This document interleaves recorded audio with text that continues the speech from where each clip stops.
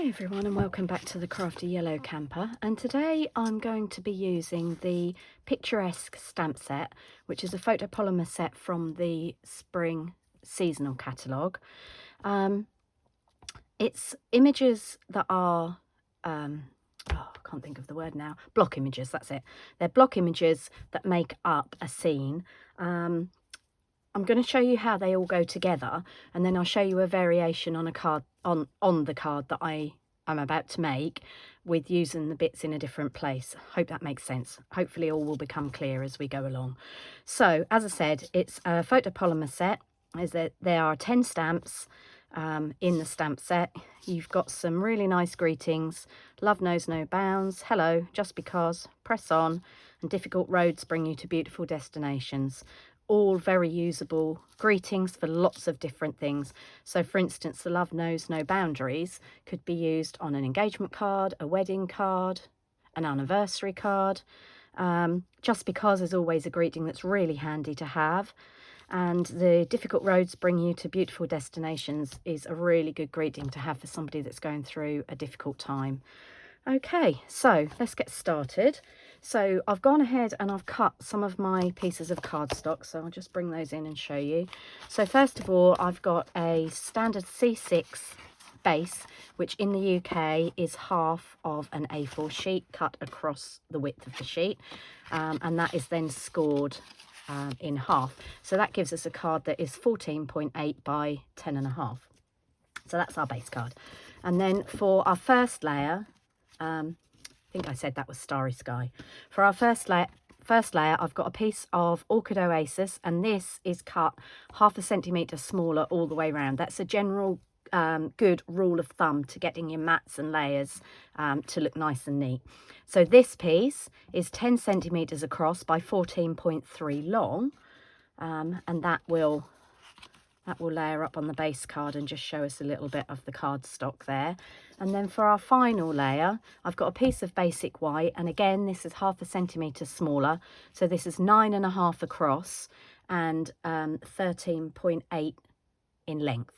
So again, 1/2 centimetre all round, and that just gives us that nice border. Okay, so we're going to start to work on this. I'm going to show you the stamps. I'm just going to pull out, this is actually a shaping mat, but I use it with photopolymer just to get some cushioning underneath the stamps. So these are the stamps. So I'm going to start mounting up the ones that I need to use. So the first one we're going to use is this one here, which is sort of a stylized tree effect, and that for this card makes the basis of the frame. Now, one tip when using photopolymer is to lay them down and let them relax. Sorry, I'll push that up so you can see. Lay them down and let them relax, because as you pull them off the sheet, they sometimes distort. Okay, and we're going to need a biggish block for this one. Block is a little bit overkill really, but it will do for today. Okay, and then the next one we're going to use is this one, which is sort of the stylized sky. There are lots of different ways that you can use these stamps, and there are lots of great tutorials on YouTube and some lovely pictures on Pinterest. So again, lay it down flat so we know that we haven't got it distorted, and then pick it up. And you will notice when your stamps are new that photopolymer can be a bit tacky to pick up. So, right, and then the last piece, or actually there are 2 more pieces. So the next piece I'm going to mount up is this piece here, and this is sort of a fill-in piece. So this coordinates with the sky. I hope you can see that. That fills in that piece there. So we'll pop that on a block. And then the last piece I need is this piece here. And we probably will come back and use the birds as well, just because. Okay, so I'm going to pop those stamps away in the stamp case for now. And this piece here, done exactly what I told you not to. This piece here sort of coordinates, that's this piece, that sort of fills in along here. Anyway, hopefully it will all become clear as we start stamping. So these are block shapes. They don't really have that much detail cut into them, so need to be aware with the colours that we get all of the colours, all of the stamp, I should say, inked. So I'm going to bring my ink pad to the stamp this time. I'm going to make sure I've got a good covering of ink on there. You do need to be careful about surrounding ink. If you're using a stamp platform, which I would have done if it didn't have other stuff on it, obviously that's not so much of a concern. Now I'm going, because this is not going to be the same size as my white, basic white matte piece, I'm going to go up, and that will give us an area at the bottom to put a greeting on. So we're going to go there with that one. So give it a good press, and you'll notice as well it isn't the whole width of the card. Okay, so next we're going to come in with this fill-in stamp, because this fills in here. So it fills in this gap, fills in that gap, and it fits in to there like that. Okay, going to pull out a lighter green. For that, I'm going to bring in some mint macaron. So the first colour I used was garden green, and I'm now going to bring in some mint macaron. Just to, this is a smaller stamp, so I've taken the ink pad to the stamp set. And this sort of fits in here. Okay, now because they're photopolymer, it's easier to see where you're going. And that's on a bit of an angle. There we go. Hopefully you can see that. That has filled in that gap, and that gives us some perspective. But you will notice that I didn't just stamp that straight, because otherwise it doesn't fit. If I hold the stamped image up and hold the stamp up, hopefully you'll be able to see that I had to tip it.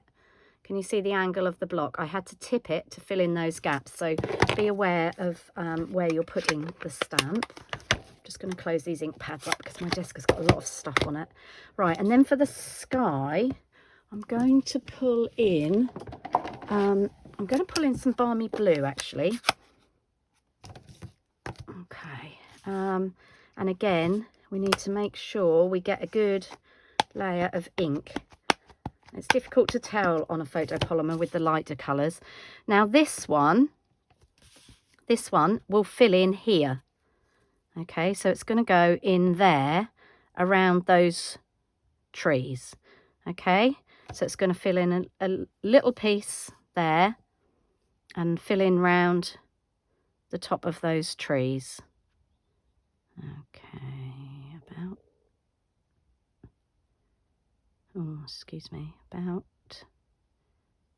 about there, I think. There we are. Not quite right. It could have done with being a little bit lower, but I'm obviously trying to work under a camera. Generally, when I do this kind of thing, I'd get my head right over the top of it. But I think we can be forgiven for that. Now, the other thing I noticed on this stamp is that this could be water, this could be a lake, or it could be the sky. And for the purpose of this card, I want it to be the sky. So what I'm actually going to do is I'm going to ink up the bottom half of this stamp again, avoiding these sort of faux tree bits, because I just want to extend that up a little bit. So all I'm going to do, I'm going to avoid that part of the stamp. So I'm bringing in my ink pad and I'm just putting the stamp on the ink pad with the bit I don't want sticking over the side. So that will then just ink that piece up there.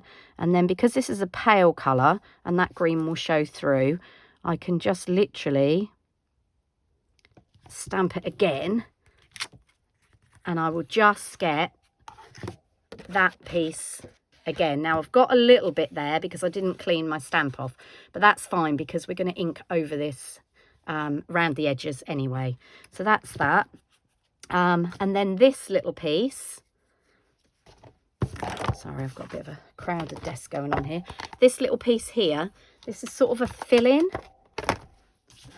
piece, so we want that in a darker colour. So I'm going to bring in my Orchid Oasis for this, because that's one of the colours we've got on our layers anyway.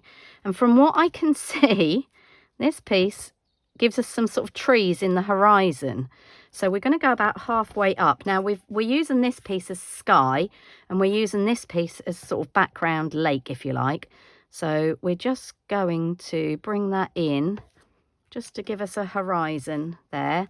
And I'm going to repeat stamp slightly further across, so second generation stamping, and that just gives us a paler image. Okay, so that's all our stamping done for now. But what I am going to do, I'm just going to clean my stamps off because I want to show you a different technique, because we are going to ink over this, and I would like to keep my colour at the bottom, the colour it is, not affect it with the ink that we're going to go round with. So this is just a quick technique. Just need to get the ink off these stamps. Sky as well. Right, okay, so that's my stamping chamois. It looks disgusting, and it's covered in ink, but they do a good job of cleaning up. Right, so what we're going to do, we're going to come back in with this stamp, but we're going to come back in with Versamark and some clear embossing powder. And what that will do, that will preserve that image. So again, Versamark is clear tacky ink, so you need to make sure that you give your stamp a good colour. And what we also need to do is give the image a bit of a dust with our anti-static bag to stop that Versamark ink and then the embossing powder sticking in places that we don't want it. And if you haven't got an anti-static bag, I'd definitely suggest you get one. We actually sell a great embossing kit that's got a pair of tweezers. I think they've got porcelain ends on. A pair of tweezers, a tray, and an embossing kit, and it might have a brush in it as well. So what I've done, I've inked that up with Versamark, and because it's photopolymer, we can see where we were the first time. So again, I'd normally have my head over the camera for this, but hopefully we've got it in the right place. So give that a good press. And then what we're going to do is bring in some white embossing powder. I don't actually have the Stampin' Up embossing kit because I already had the embossing buddy, tweezers, and I like these little tidy trays. But if you haven't got that stuff, I'd highly recommend it. It's at quite a good price point as well. Right, just going to flick that off there. General rule of thumb when embossing, always put your leftover powder back in and screw on the lid. Ask me how I know why I do that. Because I've had embossing powder all over my desk and my floor before when I've knocked it over. Okay, now there's going to be a little bit of heat from my heat gun, and so pardon the noise while I just heat this. Hopefully you can hear me still talking to you over the heat gun, and you'll notice the clear embossing powder was white when I tipped it on, and as it heats you can see it turning clear. Okay, so I'm just going to heat over that section. So this is basically an emboss resist technique. Okay, we're nearly there. And what that's going to do is lock in that colour. Now if you find your piece of cardstock warps, like mine has slightly, turn it over and heat on the back, and that should straighten it out for you. There we go. Right, okay, so that's that. So what I've done now is I've heated that, and you can see that there's a little bit of shine on there of the clear embossing powder, and as I said, that then locks that colour in. So whatever we blend over the top of that colour is going to stay the same. Okay, so I'm going to bring in my blending brushes. This one has had green on it. So what I want to do is I do want to put my sentiment at the bottom, but I want to blend out around the edges a little bit. So let's get our sentiment on. And the one I'm going to use is just because, I think. Okay, and the same rule of thumb with sentiments, pop them down flat and then pick them up rather than trying to get them level on your block, because it's just way easier, and it would help if we had it up the right way round. I always do a test on some scrap paper. You'll notice that I've got some scrap paper on over my grid paper, and always test it just because. And you'll make sure you've got it straight on your block and the right way up. Okay, so we're going to go in there with that, just because. I'm happy with that. Always try and use a block that's not too much bigger than the stamp you're using, and that way that avoids getting too much ink around the greeting. You can see I've got a little tiny bit there, but that avoids you smudging around your greeting. Okay, so what we're going to do now, I'm just going to ink around the top a little bit. So I'm going to bring back in my balmy blue. I just want some colour sort of definition there. We've got a straight line here, but we don't really have a straight line up there. So I'm just going to bring in my blue. Now this brush has had green on it, and you can see it's still got a little bit of green on it. So I'm just going to use that just to go over that bottom section. As I said, because we've protected that with the Versamark and the clear embossing powder, any ink is not going to go on that section. I just feel that I don't want this so stark around the edge. So, and particularly here where we've got that join in colour. So I'm just using up what's on the brush. So I haven't put any more ink. You'll be surprised how much when you rinse your brushes comes out. Okay, so that's just took that starkness away from the white on the edge, and it's just added a little bit of colour in there. So we're done with that.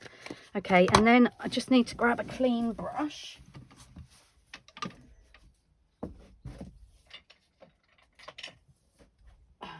This would be a good point to tell you that Stampin' Up have brought out some smaller brushes. So these are the large blending brushes that we currently sell, and they've brought out some smaller ones which are about this size. Now I already had these, so I had too much stuff on my wish list, so I haven't actually purchased the small ones yet, but I will, because these are fantastic.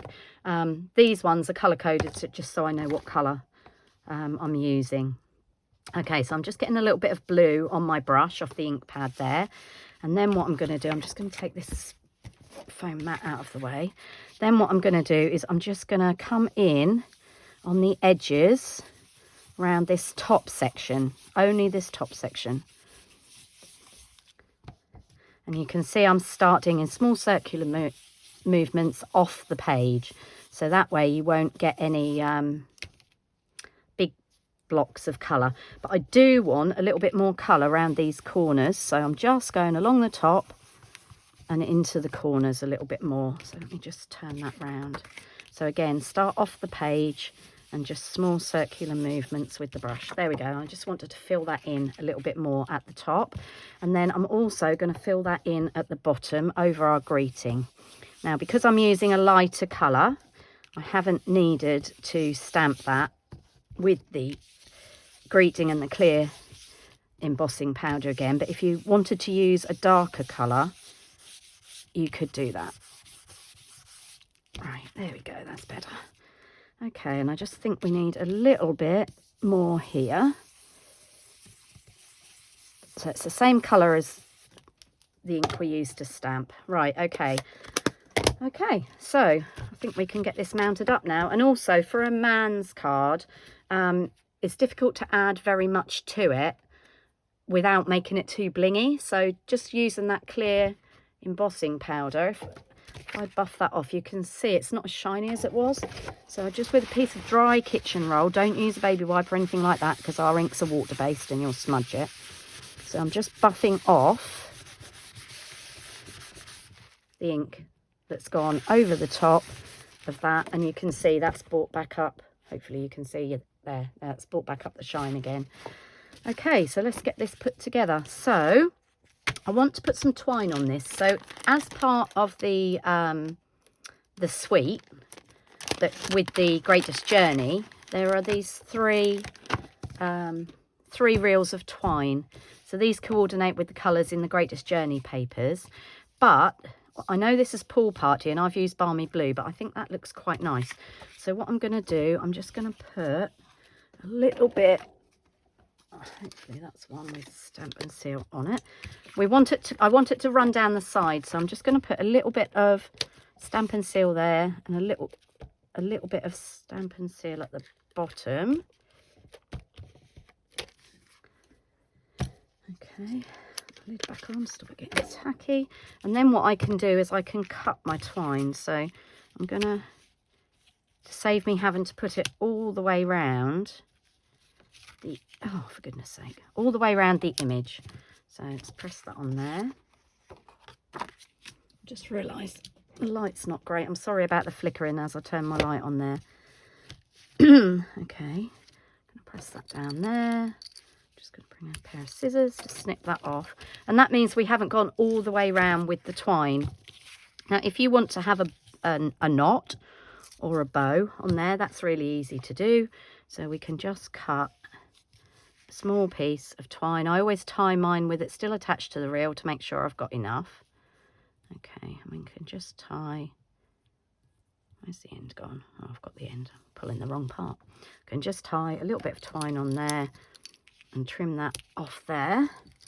And this twine leads...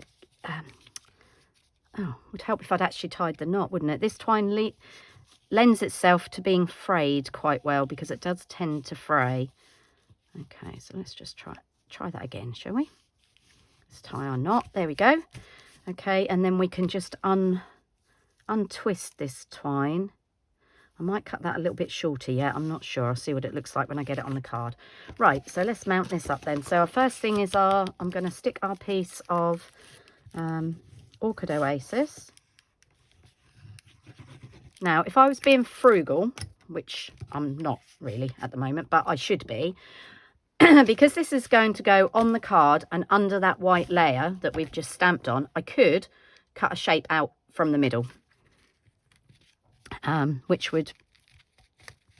could be used for something else and would save me some cardstock, but for the speed today, I'm not going to do that. And then this one is going to go over the top there. Now, I might need to send this in the post, so I'm not going to put dimensionals on it.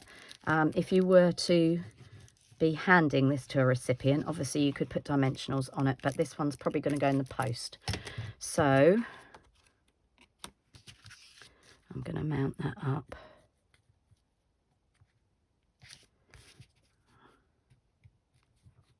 Mount that up on there. My Tombow gives me a little bit of wiggle room. I don't know if you noticed that slipped. Okay, and then I just, because it's me and I just like things to be finished off nicely, in my head it needed a little bit of something. So I've had a look through my, I'm just using my Take Your Pick tool to unthread that a little bit. I started it off by untwisting it. So I'm just going to have a quick look through the things that I've got. Attacked by a packet of glue dots. Now, things do retire, but I don't actually get rid of them, because why would you? So I've got a choice. These were from a couple of years ago. I've got a choice. I've got these faux sea glass shapes, which were from the Oceanfront or On the Horizon stamp set. So these have retired. And I've also got these pebbles, which were also from one of those stamp sets. Now, in my head, I thought pebbles because this is sort of, you know, a bit of beach. But actually, they're really not the right colour.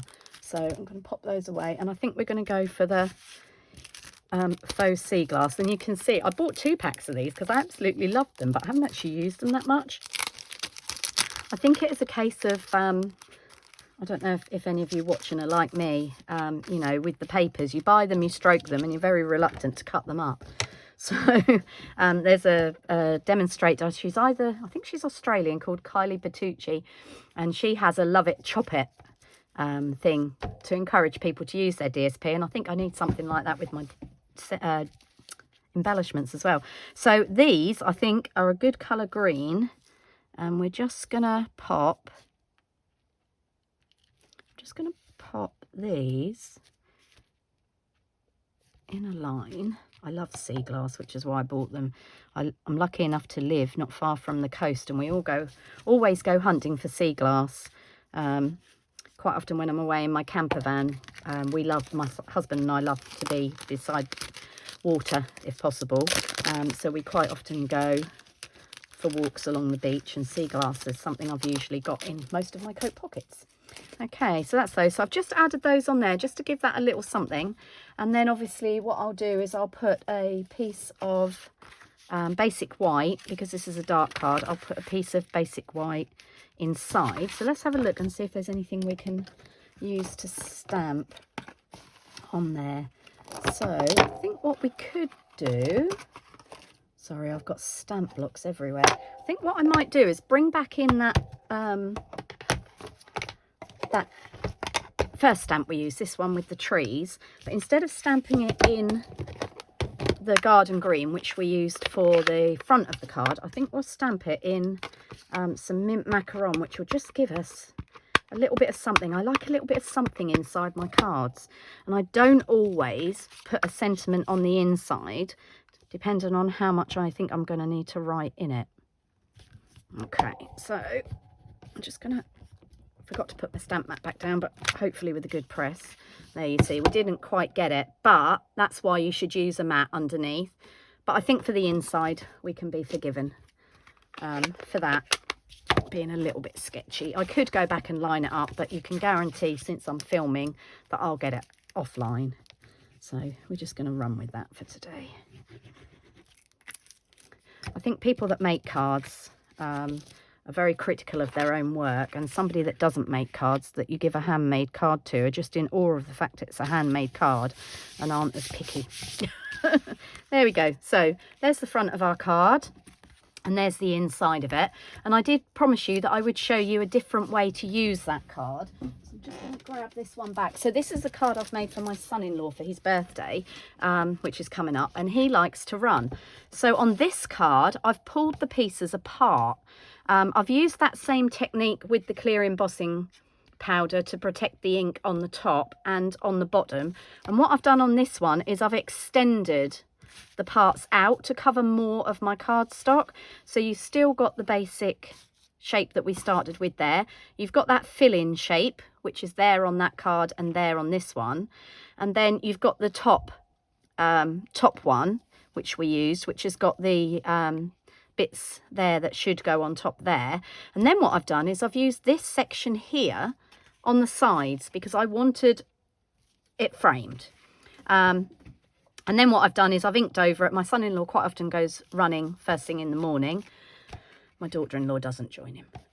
My daughter doesn't join him. She's usually tucked up in bed still when he goes running.